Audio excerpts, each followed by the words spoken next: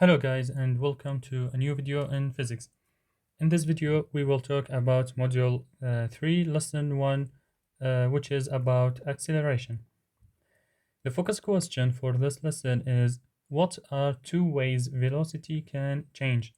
To answer this question we will learn it in this lesson.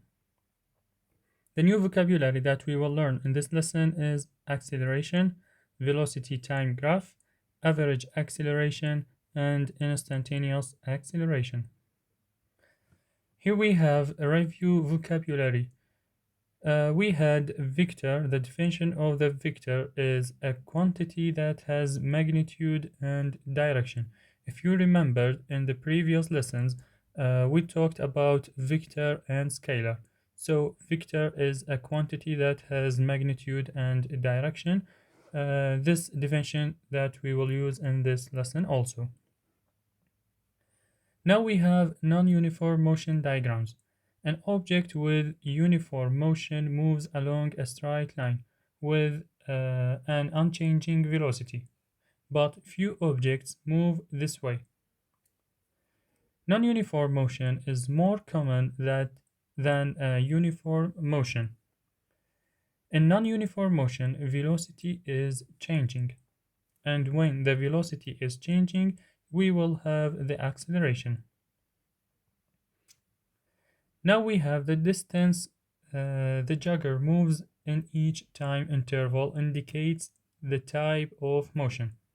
Here we have a jogger and we have here, his velocity. For example, here we have uniform motion and here we have non-uniform motion.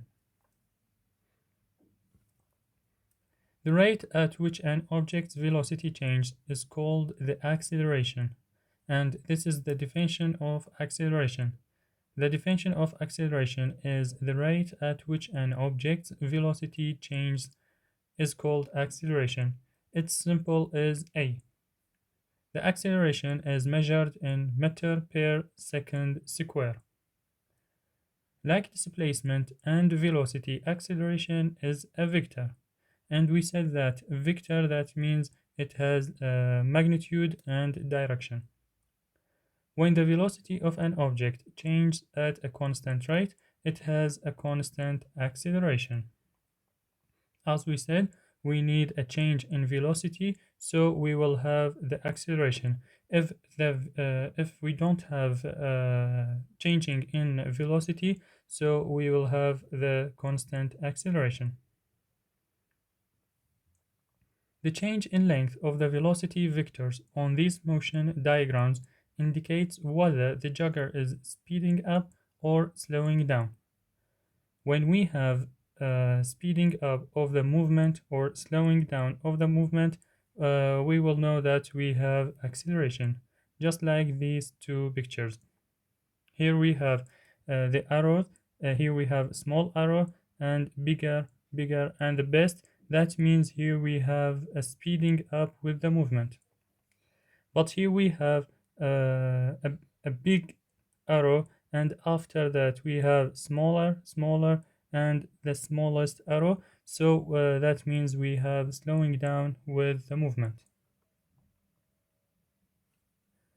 You can determine the length and direction of an acceleration vector by subtracting two consecutive velocity vectors and dividing by the time interval. We can know the acceleration, or in the beginning we have this movement, for example, and if we need to calculate its velocity, here we have this v initial and here we have v final. So we will subtract these two velocities. So v final subtract with v initial. Here we have v final subtract with v initial. So the result will be just this arrow. So that's what we call this delta v. And delta v, we will use it in the law of acceleration. You need to know the direction of both the velocity and acceleration vectors in order to determine whether an object is speeding up or slowing down. When the acceleration of an object is in the same direction as its velocity, so the object's speed increases.